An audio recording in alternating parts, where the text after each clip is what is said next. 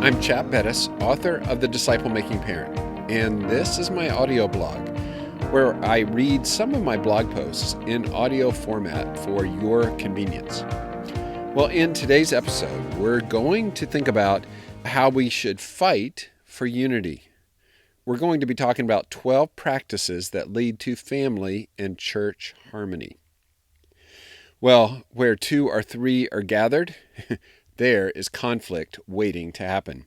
So reads the back of the book, Peacemaking for Families. But we can create a home culture where peacemaking is practiced. In fact, I would argue that we should fight for unity. I originally put the following list together for life together in the church, but as you will see, it applies to the family as well. There are many things to practice in our family and teach others.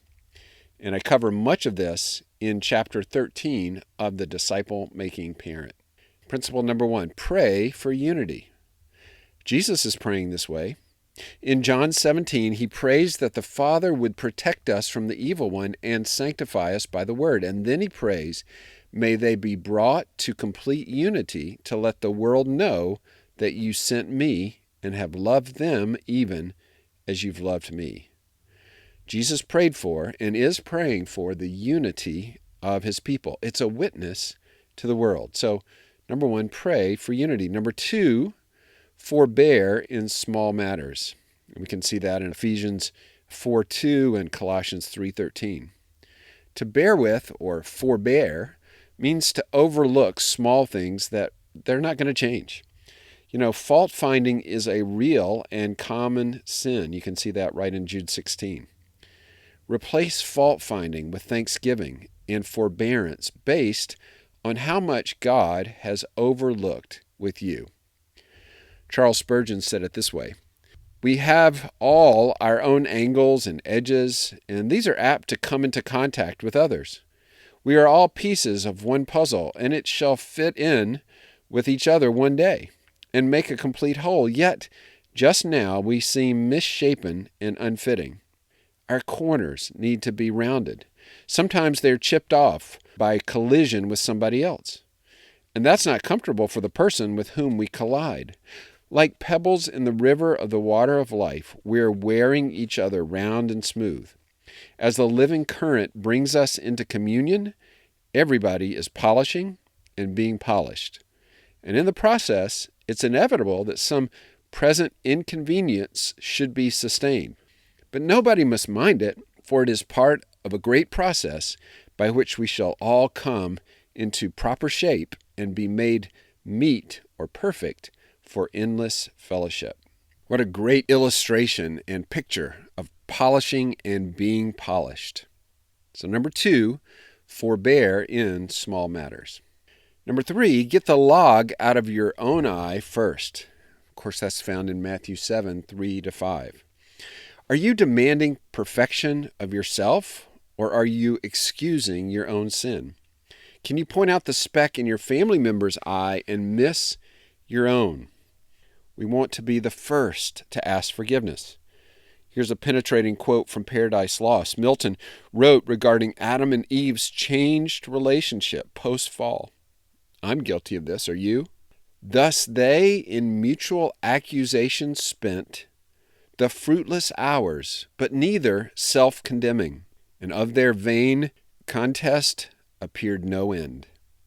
What's he saying? He's saying they began mutual accusation and not self-condemnation. So number 3, get the log out of your own eye first. Number 4, forgive true offenses. Jesus placed forgiveness in the Lord's Prayer as a daily need. There are things that we must mark as forgiven based on how much we have been forgiven. C.S. Lewis comments on the need for family forgiveness. Here's his quote: "It's perhaps not too hard to forgive a single injury, but to forgive the incessant provocations of daily life, to keep on forgiving the bossy mother-in-law, the bullying husband, the nagging wife, the selfish daughter, the deceitful son, how can we do it? Only, I think, by remembering where we stand by meaning our words when we say in our prayers each night, "Forgive us our trespasses as we forgive those who trespass against us." We are offered forgiveness on no other terms. To refuse it means to refuse God's mercy for ourselves. There is no hint of exceptions, and God means what he says. So even in the family, we need to forgive true offenses, and that can be difficult, I know. Well, in the next three principles, we're going to look at what God commands all three parties in a dispute: the offended, the offender, and the observer. When there's a conflict, there's often three parties who know about it: the offended, and the offender, and third parties. And Jesus speaks to all three parties by giving them some responsibility. Number 5, resolve that you will move towards hard conversations with pleasant words when someone sins against you. Let me repeat that. That's so important. Resolve that when someone sins against you, that you're going to move toward hard conversations with pleasant words. Matthew 18:15 may be one of the most violated verses of church and family life. If your brother sins against you, go to him. Don't go to other people. Don't let it simmer. Do not avoid conflict. If it's serious enough that you can't overlook it, then Jesus commands you to go. The purpose is not to win the battle, but to win your brother or sister back to the Lord and back to you. And so we need to make sure that we are practicing this, and we're teaching our children to practice this. A simple way to start the conversation for something like this might be, "I've noticed that you fill in the blank. Can you help me understand what's going on? I'm concerned about it."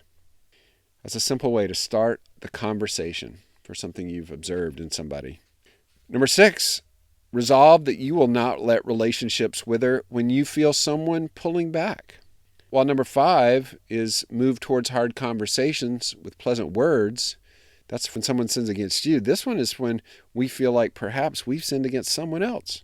If we accidentally offend someone and we feel the relationship start to wither, then Jesus commands us to go. Matthew 5:23, Jesus says, "If you're offering your gift at the altar and there remember your brother has something against you, leave your gift before the altar and go. First, be reconciled to your brother, and then come and offer your gift." Again, if we feel someone distancing themselves from us, we may need to ask them about it. So number 6, resolve that you're not going to let relationships wither when you feel someone pulling back. Number 7, resolve that you will be a peacemaker, not a gossip. Unfortunately, too often the parties involved in a conflict will not or cannot work it out on their own.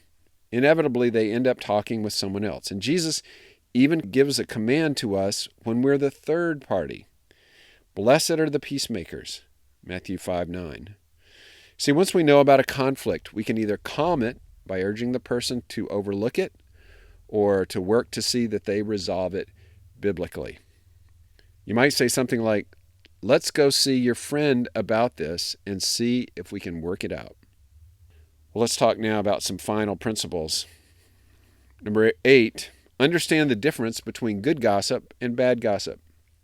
Bad gossip seeks to tear down someone's reputation by talking about them behind their back. This is not equivalent to good gossip. Good gossip, I'm using that term, of course, loosely, but good gossip is talking to a legitimate spiritual authority to seek resolution.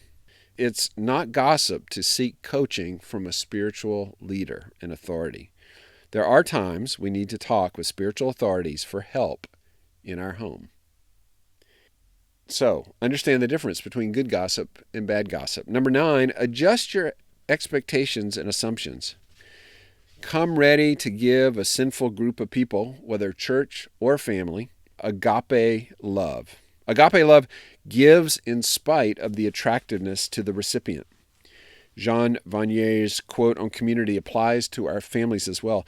Too many people come into community to find something to belong to a dynamic group, to find a life which approaches the ideal.